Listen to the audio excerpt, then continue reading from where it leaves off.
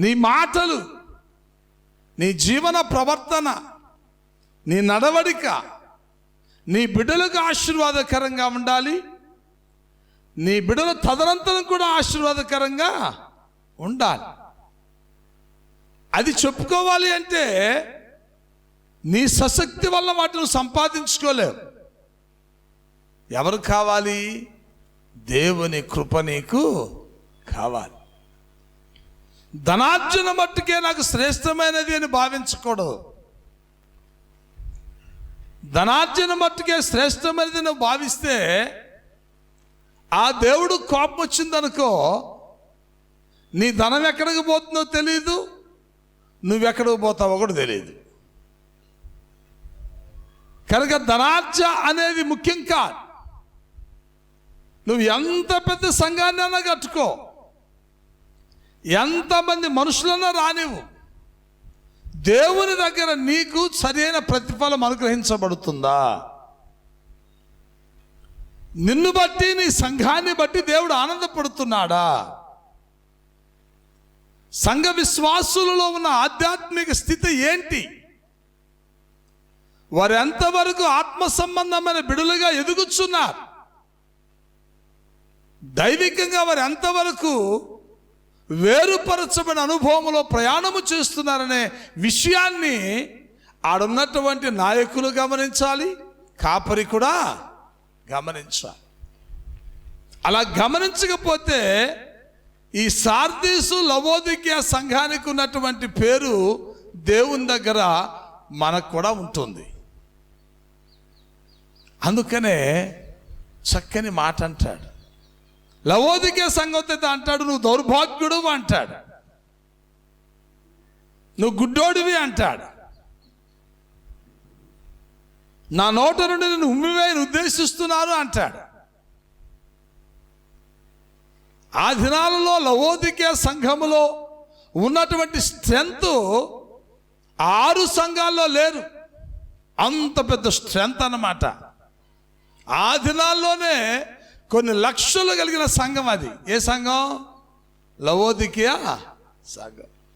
1,00,000 మంది ఉన్నారు ఈ సంఘంలో. కనుక అమ్మో అని దేవుడు అనుకోలా.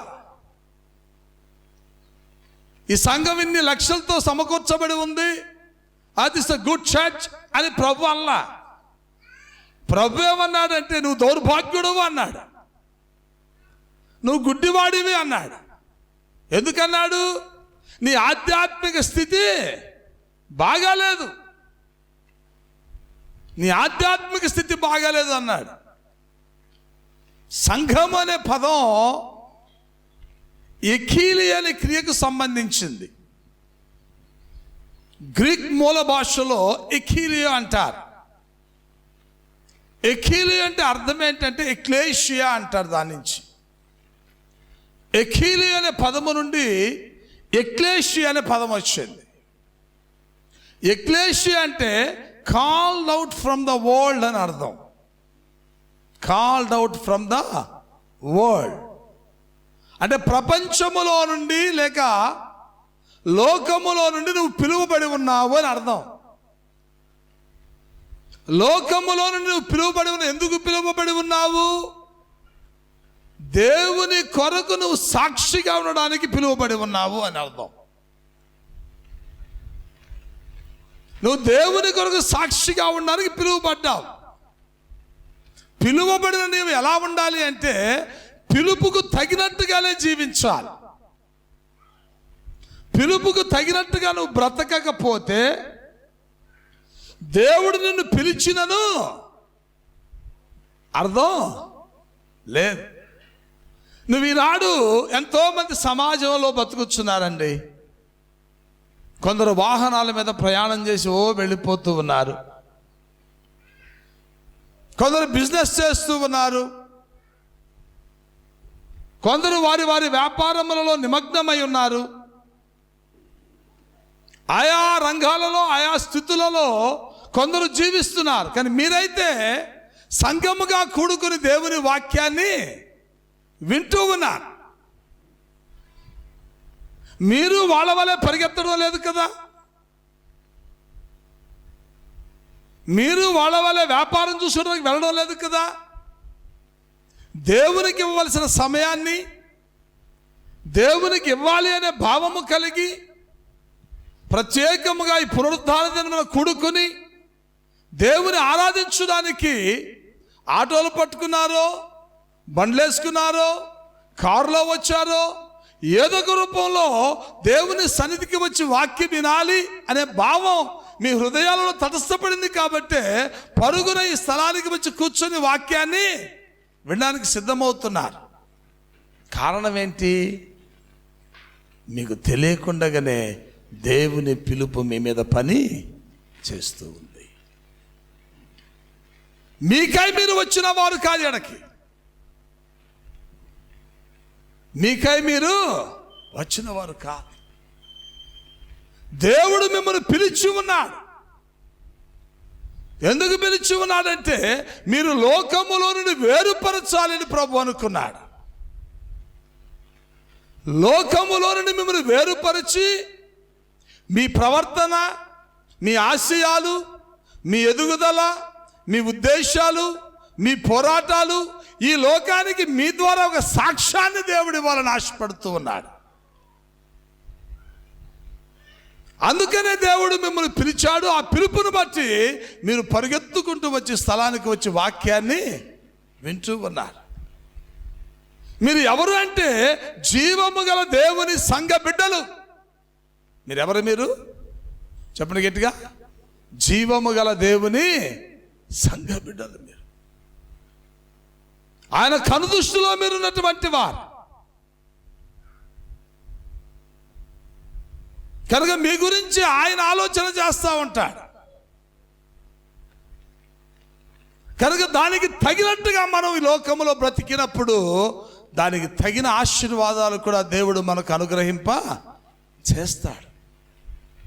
తనకు తగిన దీవెన కూడా దేవుడు మనకిస్తూ ఉంటాడని మనవి చేస్తూ ఉన్నాను. ఒక మాట చదివిస్తా. ఫిలిప్పీయులకు రాసిన పత్రిక 3వ అధ్యాయం 1వ వచనాన్ని చదవండి. చాలా జాగ్రత్తగా చదవండి. 3వ వచనం వరకు చదవండి చాలు. మెట్టుకు నా సహోదరులారా, మెట్టుకు నా సహోదరులారా, ప్రభువునందు ఆనందించుడి. ఒకటే చెప్తున్నాడు, the rejoice in the lord అంటాడు.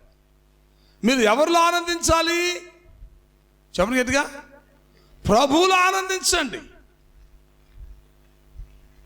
ఆ ప్రభువులో ఆనందించడానికి ప్రయత్నం చేయండి.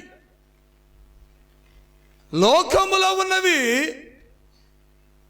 నాకు దూరం అవుతాయేమో అనే ఆలోచన మీకు అక్కరా లేదు.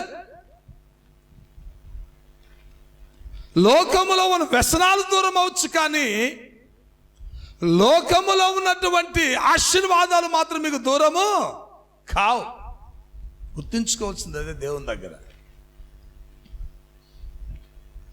ప్రభువును బట్టి మీరు ఆనందపడటం ద్వారా లోకంలో కొన్ని వ్యసనాలు ఉన్నాయి. మీ జీవితాన్ని, మీ ఆరోగ్యాన్ని, మీ సమస్తాన్ని పాడు చేసేవి. అవి మీకు దూరం కావచ్చు, కానీ లోకములో మీ ఆనందాన్ని రెట్టింపు చేసే ఆశీర్వాదాలు కొన్ని ఉన్నాయి. అవి వాటిని దేవుడు ఎన్నటికీ మీకు దూరము చేయడు. వాటిని మీకు అనుగ్రహించడానికి దేవుడు ఆలోచన చేస్తూనే ఉంటాడు. ఆయన చేయగలడా చేయలేడా అనుమానం మీకు అక్కర్లేదు. ఆయన సమస్తము చేయగలడని నమ్మకంతో ఆనందంగా జీవించండి. దుఃఖంగా బ్రతకడానికి ఇష్టపడబాకండి. దరిద్రతలో ఉన్నారా? ఆ దరిద్రత నుండి సమృద్ధిలోనికి రావడానికి దేవుణ్ణి అడిగి సమృద్ధిలోనికి రండి. అనారోగ్యంగా ఉన్నారా? దేవుణ్ణి అడిగి మంచి ఆరోగ్యవంతులుగా ఉండడానికి ప్రయత్నం చేయండి. ఎందుకంటే ఆయన సమస్తమును అంతే ఒకటే